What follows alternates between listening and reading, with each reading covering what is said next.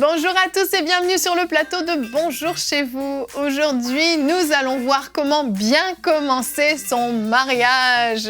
Et oui, le mariage, ce n'est pas juste un long fleuve tranquille, une lune de miel prolongée. On va voir qu'il y a des choses à mettre en place. Hier, on a vu les fréquentations, on passe aux fiançailles, finalement on se marie et on se dit, c'est bon, c'est fini, tout est fait là. Et en plus, si on a payé toutes les factures du mariage, en plus, c'est encore plus bon. En fait, on va voir qu'il y a des choses à faire pour que son mariage fonctionne. Parce qu'on ne veut pas juste se marier une journée, le mariage est beau, mais on veut un mariage qui dure toute la vie. Amen. Et on va voir des conseils pratiques, particulièrement avec toi, Annabelle, parce que tu vas faire un conseil du coach. Voilà, quelques conseils pratiques pour les jeunes mariés. Quelquefois, ils sont un petit peu oubliés parce qu'on se dit, ils viennent de se marier, tout est beau, tout est rose. Mais quelquefois, il y a des petits défis et on va s'encourager. Exactement. En tant que jeune marié. Et pour ceux qui ne sont pas jeunes mariés, mais mariés depuis longtemps, mais qui ont peut-être raté le début, il n'est jamais trop tard pour tout reprendre. C'est des conseils qui peuvent s'appliquer dans tout le mariage, mais l'idéal, c'est de les appliquer dès le début. Donc Jérémy, on va commencer cette émission avec toi dans la pensée du jour.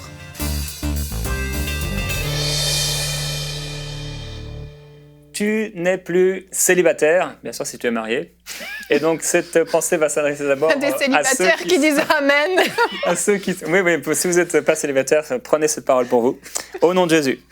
Alors, simplement rappeler que le mariage est une institution voulue par Dieu. C'est vraiment une institution, une ordonnance divine pour ceux qui veulent ne faire qu'une seule chair avec quelqu'un qui est du sexe opposé et qu'on se marie devant Dieu. Donc il y a un mariage qui est spirituel.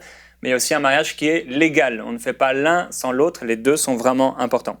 Et pour cette pensée, je veux reprendre un peu une image qu'utilise l'apôtre Paul dans le livre de Corinthiens au chapitre 13. Il a parlé de l'amour et il a dit « Lorsque j'étais enfant, je parlais comme un enfant, je pensais comme un enfant, je raisonnais comme un enfant. Lorsque je suis devenu un homme, j'ai mis un terme à ce qui était de l'enfant. » Alors, j'ai changé un peu les mots et pour faire ressortir quelques vérités. Lorsque j'étais célibataire, je parlais comme un célibataire. Je pensais comme un célibataire. Je raisonnais comme un célibataire. Mais quand je suis devenu un homme marié, j'ai mis fin à ce qui était du célibataire. Et en fait, je voudrais vous encourager, vous donner un petit travail pratique, à prendre ce verset à la maison et à prendre chaque partie du verset et à penser comme quelqu'un qui est marié, si vous êtes marié bien entendu, mais si vous n'êtes pas marié, à commencer à penser, à vous dire quand je vais être marié, qu'est-ce qui va changer dans ma façon de penser, dans ma façon d'être, dans ma façon de raisonner, et vous allez voir que effectivement, il y a beaucoup de choses qui vont changer. Donc, le fait que je sois marié, maintenant, je ne suis plus célibataire. Donc, dans ma façon d'être, dans ma façon d'agir, il y a beaucoup de choses qui vont changer. Dans mes relations avec les gens aussi, je suis maintenant un homme marié. Je fais une seule chair avec une personne. Donc, je pouvais parler comme un célibataire, mais maintenant, je ne parle pas comme un célibataire parce que je suis marié. Je pouvais aussi penser comme un célibataire, me dire, tiens, après le travail, je vais aller faire ceci, je vais aller faire cela, mais je ne peux plus penser comme ça parce que je ne suis plus célibataire, je suis marié. Donc, ça va avoir bien sûr des répercussions sur mon agenda. Et je peux aussi me dire, je raisonnais auparavant comme un célibataire, j'entrevoyais mon futur comme un célibataire, donc j'avais tout un tas de raisonnements par rapport à mes finances, par rapport à mes projets. Maintenant, je ne peux plus faire ça parce que je me suis marié avec quelqu'un, je fais un avec cette personne et il faut qu'on puisse raisonner ensemble concernant les choses de notre vie. Lorsque je suis devenu un homme marié, j'ai mis fin à ce qui était du célibataire. Je ne serai plus jamais célibataire. Amen. Je suis marié. Et donc, ça va changer des choses. Auparavant, j'ai pris une petite illustration, je vais essayer de la trouver. Auparavant, peut-être que quand tu mangeais un gâteau tout seul, maintenant, tu as besoin de 2 gâteaux tout seul. Ça, c'est pour toi. Ça, c'est pour toi, Evelyne.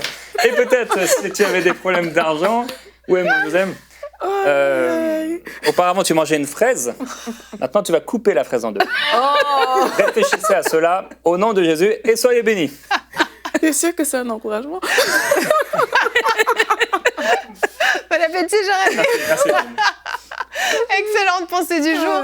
Bon, j'ai particulièrement aimé, non pas les petits biscuits au chocolat, quoique j'aimerais bien les manger, mais j'ai particulièrement aimé ta comparaison avec le verset. Auparavant, j'étais un enfant, auparavant, j'étais célibataire. On voit qu'il y a une vraie différence qui se passe, vraiment. Et si on n'est pas bien préparé au mariage, eh bien, on peut malheureusement être face à un mur au moment des premiers jours de mariage, les premières semaines. Surtout une fois qu'on a justement terminé, on s'est installé. Au début, tout est nouveau, mais on reprend dans la routine, on reprend le travail, on reprend notre petite vie. Et là, dans notre routine du passé, on avait des réflexes qui doivent tomber et on a de nouveaux réflexes qui doivent s'installer. Et ça se fait pas forcément naturellement si on n'a pas été bien préparé. Et justement, au sujet de la préparation, nous vous avons posé une question, un petit sondage sur notre chaîne YouTube. Alors, j'ai l'impression qu'on a beaucoup de jeunes qui répondent à nos sondages parce que je vais vous poser la question, vous allez voir le résultat du sondage. Pensez-vous avoir été bien préparé au mariage? Je commence tout de suite par la C qui nous a dit « Je ne suis pas encore mariée », 71%. Donc, on a beaucoup de célibataires. Ben si, il faut répondre parce que la question proposait. Mais vous avez été 71% à nous dire que vous étiez encore célibataire et tant mieux, cette émission va vous équiper. 11% ont dit « Oui, j'ai été bien préparé au mariage » et 17% « Non, je n'ai pas été bien préparé au mariage ». Donc, on voit que c'est à peu près 50-50, mais la préparation au mariage peut être parfois un peu négligée. Parfois, c'est dans les églises, il n'y a simplement pas de structure pour le faire, mais c'est aussi dans les familles. On ne se prépare pas au mariage que dans l'église, on se prépare dans les familles, on a des conseils des aînés, etc. Puis parfois, les futurs mariés pensent qu'ils n'ont pas besoin d'aide, qu'ils n'ont pas besoin de conseils. Alors finalement, ils disent « Non, j'ai pas besoin de cours de préparation au mariage, on va se marier parce qu'on s'aime, puis tout va bien ». Et des fois, c'est une bonne façon de penser, mais quoi, soit... je crois non, c'est une mauvaise façon. Je rectifie. Non. Mais en fait, ce que je veux dire, c'est que si tu te sens préparé, en fait, quand tu vas arriver, tu vas voir des choses que tu vas te dire, peut-être que j'aurais dû être préparé. Enfin, c'est comme ça que je comprends. Oui. Mais ce que j'ai envie de dire, c'est parce que quand on rentre dans le mariage, on a des attentes. Et des fois, les gens, justement, ils vont rentrer en se disant que mais non, moi, j'ai pas besoin. Parce qu'ils ont inconsciemment des attentes. D'autres personnes vont être préparées et ils vont être conscients des attentes qu'ils ont. Mais soit tout le monde a des attentes lorsqu'on rentre dans le mariage. Maintenant, après, est-ce que ces attentes sont les bonnes attentes? Jérémie a parlé dans sa pensée que tu n'es plus célibataire. Et je crois qu'il y a beaucoup de gens qui rentrent dans le mariage et qui ont des difficultés au départ parce que dans leurs attentes, ils ont des attentes de célibataire. Ils ont des attentes égoïstes, en fait, des attentes égocentriques. Il y a personne qui, c'est rare, les gens qui se disent « Oh, j'ai trop hâte de me marier pour pouvoir servir mon mari ou servir ma femme, pour pouvoir faire tout ça pour elle. Oh, j'ai trop hâte de me mettre à son service 24 heures sur 24. » De laver son linge. Personne dit ça. Moi, j'avais hâte. La plupart Ils ne savaient pas faire de lessive, j'avais compassion. La plupart ont hâte d'être rencontrés dans leurs besoins, d'être rencontrés dans ce qui leur manque, en fait, d'être comblés.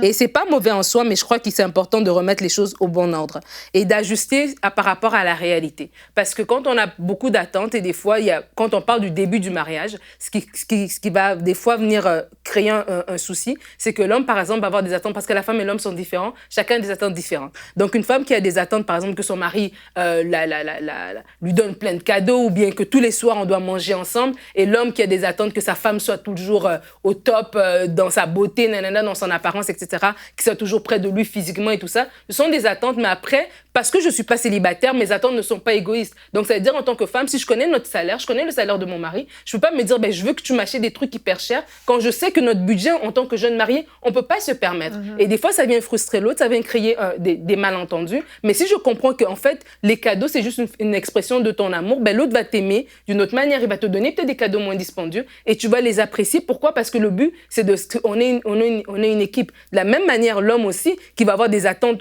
de sa femme au niveau de physique, de la vie sexuelle et tout. Mais si vous avez eu 3 enfants en 2 ans, ou en 4 ans, je ne sais pas trop, les mathématiques sont à l'envers. Il y a eu des jumeaux. Oui, il y a des jumeaux. Mais tu sais, c'est sérieux. Et il y a des gens qui ont des soucis dans leur couple au début. Il y a cette frustration-là. Mais si tu l'aimes et tu vous aimez, vous savez que vous êtes une équipe, du coup, tu sais que cette attente-là, elle est pas réaliste, elle est égocentrique. C'est une attente de célibataire. Et je suis un homme marié, je suis une femme mariée. Et l'attente par excellence, l'attente suprême, c'est l'attente que Dieu a envers notre couple. Et Dieu s'attend à ce que notre couple reflète sa gloire. Dieu s'attend à ce que notre couple reflète l'amour, le respect, la communion, toutes ces bonnes choses, que notre couple vraiment soit un bon témoignage. Et c'est ça qu'on on doit aspirer en fait. Exactement. Notre verset du jour aujourd'hui est dans Deutéronome 24 au verset 5. C'est un verset qui nous montre, c'est peut-être même le seul qui parle vraiment des débuts du mariage. Lorsqu'un homme vient de se marier, il restera disponible pour son foyer pendant 1 an et fera la joie de la femme qu'il aura épousée. Et les femmes disent Amen. Il est rare ce verset. Il est rare ce verset.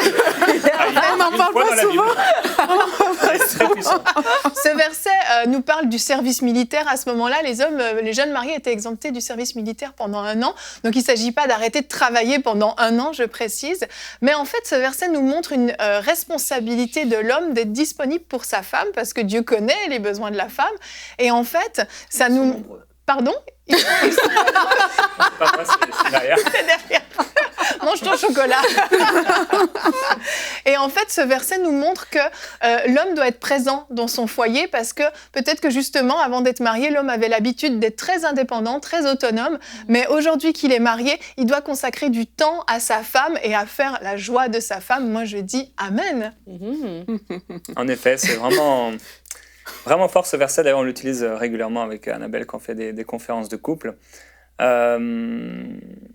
Tu n'es plus célibataire, on l'a dit. Et parce qu'on n'est plus célibataire, c'est sûr qu'il y a des choses qu'on doit mettre en place dans notre vie pour que ça réussisse. Et je crois que vraiment, dans le cœur de Dieu, un mariage est appelé à réussir. C'est pas normal si ça ne va pas. Je veux dire, c'est pas le plan de Dieu. C'est pas ce que Dieu veut. On peut réussir, on peut être heureux, on peut être épanoui, on a dit, c'est pas un long fleuve tranquille, etc. Toujours, c'est vrai, il y a des temps qui sont plus difficiles.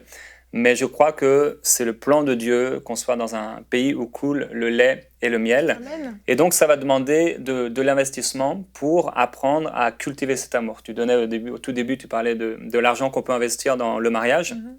Pour le jour du mariage, effectivement, il y en a qui restent avec des dettes pendant longtemps parce que ça a coûté trop cher, plus que leur budget. Et quand cet argent est dépensé, on va avoir besoin encore d'argent. Et c'est un peu pareil avec l'amour. Il y a un amour qu'on dépense, entre guillemets, tous les jours. Il faut que l'amour puisse être cultivé. Et ça, c'est une des choses peut-être les plus importantes à comprendre au début du mariage. Je dois cultiver l'amour. Donc, je dois faire en sorte de faire, effectivement, la joie de mon épouse. Et en tant que mari, c'est une bonne question à se poser. Seigneur, comment je peux rendre heureuse mon épouse? Amen. Et c'est vrai, tu le partageais, Nadine, on pense beaucoup comme d'une manière égoïste, d'une manière même célibataire. Et des fois, ça reste toute une vie. Il y a des gens qui restent avec cet état d'esprit, et donc c'est pour ça qu'ils arrivent à la maison, ils ne s'occupent pas de l'autre, ils font leurs affaires, etc. Ça se cultive, c'est vraiment comme une plante. Si tu laisses une plante sans lui donner à boire, sans la mettre au soleil, elle va mourir. Il y en a beaucoup, vous avez fait mourir vos plantes à la maison. Mais c'est de la même façon dans le mariage. Si on laisse la plante du mariage juste comme ça, en se disant, voilà, de toute façon, ça va aller, non, ça n'ira pas. Ça ira en diminuant, et au contraire, Dieu veut que ça puisse aller de gloire en gloire. Donc, c'est vraiment la volonté de Dieu pour vous.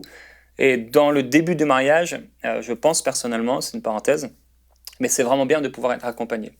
Donc, on a parlé de la préparation au mariage, mais aussi, je pense que ce serait bien pour les jeunes mariés qui nous écoutent de trouver des couples qui, dans l'Église, sont pour vous un modèle et qui pourraient vous accompagner. Ça peut être 1 fois par mois, plus tard, ça peut être 1 fois par trimestre, mais pendant un temps, trouvez et priez par rapport à ça.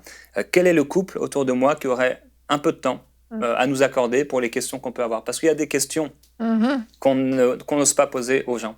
Il y a plein de questions que les jeunes n'osent pas poser aux autres parce qu'il y a des questions intimes, etc.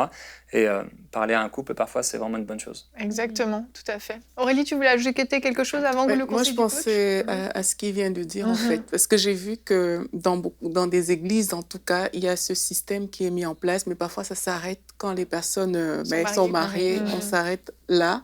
Mais que c'est important, justement, de continuer ce suivi-là parce que, comme on dit souvent dans les émissions, les premières années, c'est des années d'ajustement. Et par rapport aux ajustements, il y a des questions qui se posent, comme Jérémie disait. Tout à fait, tout à fait. Très bon conseil. Et on continue avec des conseils du couple Sourdril de gloire dans la rubrique Conseil du coach. Ok Annabelle, on va enchaîner avec des conseils bien pratiques pour nos chers amis jeunes mariés qui nous regardent. Donc on le disait en début d'émission, c'est pas forcément si facile que ça. Les jeunes mariés peuvent avoir des problèmes aussi. des problèmes, même s'ils n'ont pas de problème, en tout cas, on se retrouve dans une nouvelle dynamique. On n'a jamais été mariés. On prend le cas des jeunes mariés qui n'ont jamais été mariés. Du coup, on est confronté à des questions, on est confronté à des situations qu'on n'a jamais vécues. Donc, c'est normal qu'il y ait un temps d'adaptation, qu'il y ait un temps, qu'il y ait des essais, puis qu'il y ait des ratés aussi. Mais vu qu'on est jeunes mariés, on peut avoir un petit peu honte. Ça vient casser la belle image, jeunes mariés, tout beau, tout heureux. Puis, quelquefois, du coup, ils sont un petit peu délaissés, ils viennent de se marier, on va les laisser tranquilles, tout va bien pour eux. Puis finalement, c'est des gens quelquefois qu'on peut retrouver 5, 10, 15 ans plus tard avec des problèmes qui sont nés justement au début du mariage et qu'on n'a pas su déceler ou qu'on n'a pas su régler. Donc c'est pour ça que c'est important de savoir comment bien partir, comment bien investir, parce que quelquefois, c'est pas des erreurs où ça va créer des séparations, mais quelquefois, on va juste perdre du temps et on peut juste s'éviter ce genre de choses. Donc, en gros, on vit pas juste d'amour et d'eau fraîche. Non, oui et non. Est-ce que vivre d'amour et d'eau fraîche, c'est un mythe ou une réalité? Alors, j'espère que c'est une réalité parce que c'est important de se dire, écoute, si il restait que nous deux sur la terre, qu'il y avait plus rien d'autre, on serait quand même heureux parce qu'on s'aime, etc. Mais il y a quand même une certaine réalité du quotidien. On est dans les préparations du mariage, après on se marie, c'est le grand jour. Quelquefois, pour ceux qui sont les plus bénis, partent en lune de miel. Et là, t'es coupé du monde, tu es dans un endroit peut-être où t'es jamais allé de ta vie, le plus bel hôtel où t'es jamais allé de ta vie. Donc tu vis des expériences fortes. Et après, tu reviens chez toi. Et là, il faut retourner soit travailler, soit aux études. Les premières factures arrivent, les premières disputes arrivent, les premiers désaccords, les repas avec la belle famille. Tout ce qu'on trouvait mignon, mais qui revient tous les jours et plusieurs fois par jour, finalement, ça devient quelquefois moins mignon. Et du coup, on peut être déstabilisé tout simplement par le quotidien qui reprend. Et la Bible, Paul avait prévenu, il a dit que celui qui est marié s'occupe des affaires de ce monde pour plaire à sa femme et que la femme aussi, de son côté, la femme mariée se préoccupe des affaires de ce monde pour plaire à son mari. Et c'est vrai que quand on se marie, on a des nouvelles responsabilités à ajouter. Comme on l'a vu dans la pensée du jour, on n'est plus célibataire. Et en fait, l'amour et l'eau fraîche sont encore là, mais est-ce que c'est suffisant pour que ça avance bien? En tout cas, faut pas se reposer que sur ça parce que sinon on va vivre des désillusions et il y aura des discussions plus sérieuses, il y aura des prises de décision, il y aura des moments où on voit pas des étoiles dans nos yeux, dans les yeux de l'autre et tout. Non, il y a des choses, c'est pas hyper. Tu passes la serpillière, tu nettoies les toilettes de ton appartement, de ton nouvel appartement avec ton nouveau mari ou ta nouvelle femme et c'est peut-être pas aussi waouh que ça, c'est pas le moment le plus palpitant de la journée. Donc voilà, est-ce que l'amour et l'eau fraîche suffisent? Il faut aussi de l'organisation et puis savoir que le quotidien va revenir. Exactement. Il faut avoir une vision aussi. Ah oui, ça c'est vraiment en fait quasiment le point le plus important, je pense, parce que lorsqu'on a une vision, lorsqu'on est jeune marié, normalement, on l'a vu dans les fréquentations, dans les fiançailles, il y a des choses dont on doit parler. Et en tant que jeune marié, on doit savoir à quoi Dieu nous appelle, qu'est-ce qu'on veut faire, où est-ce qu'on pense qu'on va être, où on va aller dans les 5 ans, dans les 10 ans, dans les 20 ans à venir. Après, ça ne veut pas dire qu'on a toutes les réponses, parce que quelquefois, il y en a, ils veulent se faire un plan d'action, c'est un peu flippant, mais c'est d'avoir des grandes lignes. Et je me souviens, avec Jérémy, nous, on savait qu'on était appelés au ministère. C'était pour nous notre appel, mais du coup, on était prêts à tout. On était prêts à aller au bout du monde, je ne sais pas trop où. Au Canada, ça a l'air trop bien pour nous. C'est clair. Mais on était oui, là, la caravane, bref, tout, quoi. Pays en guerre, tout ce que tu veux. Mais ça a créé en nous quelque chose qui n'était pas de l'insécurité, ça a créé vraiment un désir d'obéir à Dieu. Et puis c'est comme nos premières années, on était un peu sur le qui-vive constamment. Qu'est-ce que Dieu veut faire? Et nous, on a pris certaines décisions à cause de ça. Et Habakkuk, on lit dans Habakkuk 2, mets la vision par écrit, grave-la sur des tables afin qu'on la lise couramment.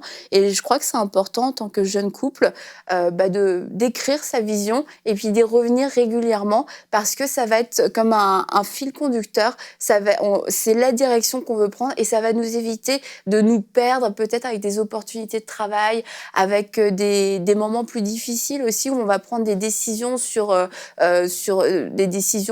coup de tête. Et là, la vision va tout de suite nous recadrer. Ok, non, c'est vers ça qu'on veut aller. Et puis, au fur et à mesure du temps, la vision va s'affiner aussi, mais ça va vraiment nous permettre de garder le cap. Excellent. Alors, on choisit plutôt aventure ou vie bien stable? Là, ça dépend vraiment de la vision. C'est pour ça que je dis que c'est vraiment un point important. Si, mettons, le Seigneur met à cœur à un jeune couple de fonder son entreprise et qui parle par rapport à ça, l'entrepreneuriat, etc., ça va avoir une influence peut-être sur les études. Est-ce qu'il y a quelqu'un qui a besoin de reprendre des études? Peut-être qu'on avait le désir, on s'était dit non, on va s'acheter une maison, on va faire ci et ça. Et du coup, on va revoir. Ok, il y a des études, c'est où ces études? Au niveau des finances, est-ce qu'on du coup on va économiser pour une maison? Est-ce qu'on économise pour lancer notre entreprise? Est-ce qu'on on fonde une famille tout de suite? Est-ce qu'on fait des enfants tout de suite?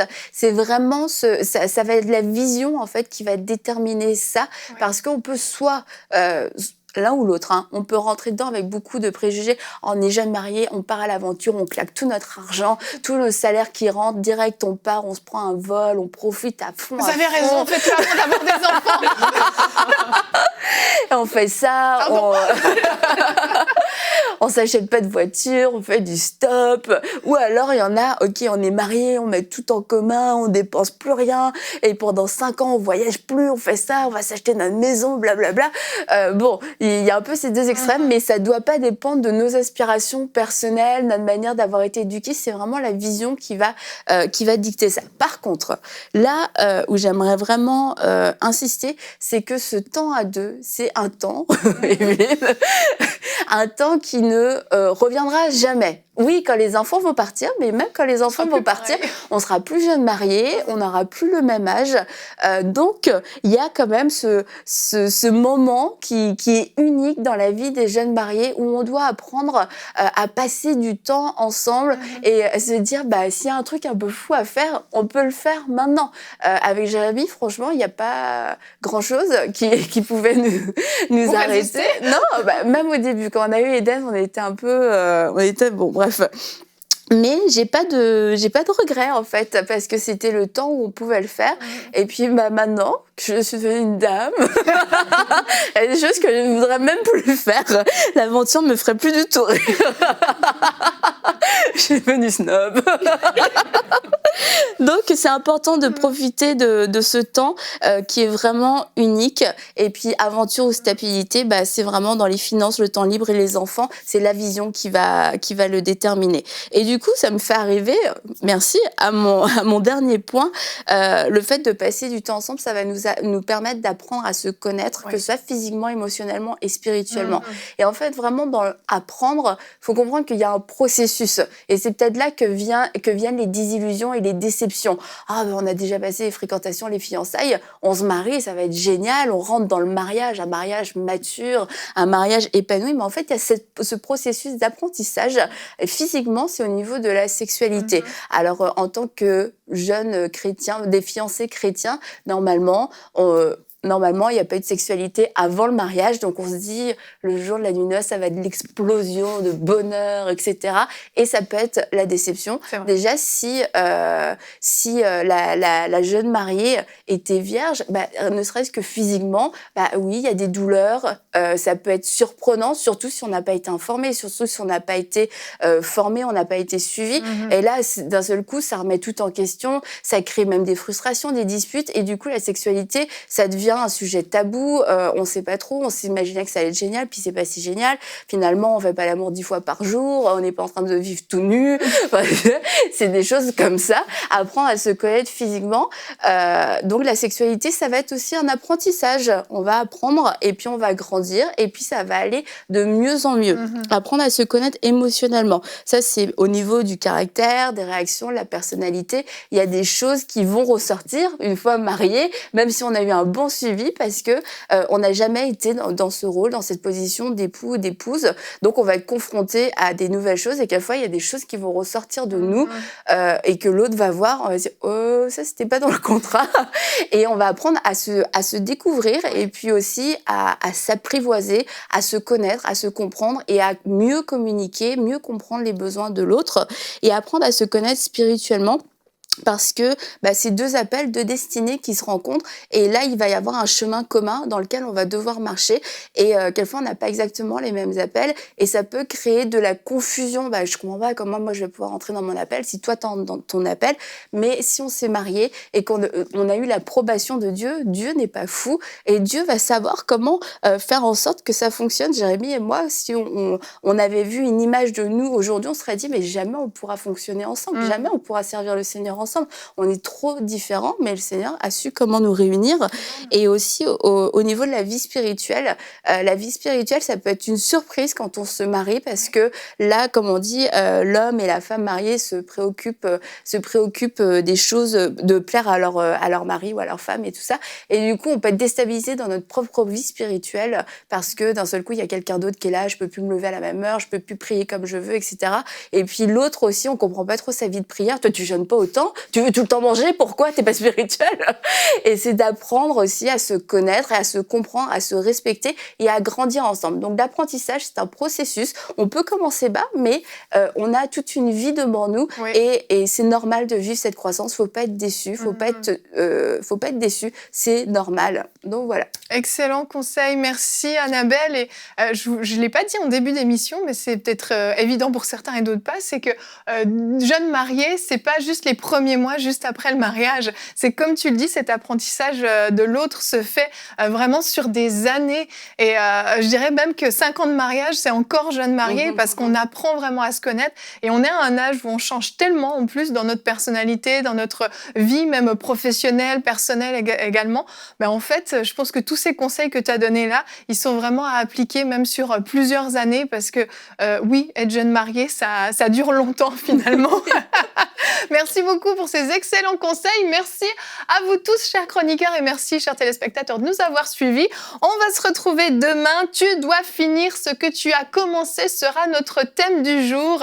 Nous allons vous motiver à reprendre peut-être des projets que vous avez mis de côté pendant un peu trop longtemps. On va aller au bout. Si, comme moi, vous avez tendance à ne pas finir ce que vous commencez, je pense que ça va vous intéresser. Et nous aurons notre invité, le pasteur Papicho Akiewa, qui sera avec nous. Et nous aurons la rubrique C'est mon histoire, culture et médias, pardon. Et pasteur, j'ai une question. On se retrouve demain. Bonjour chez vous.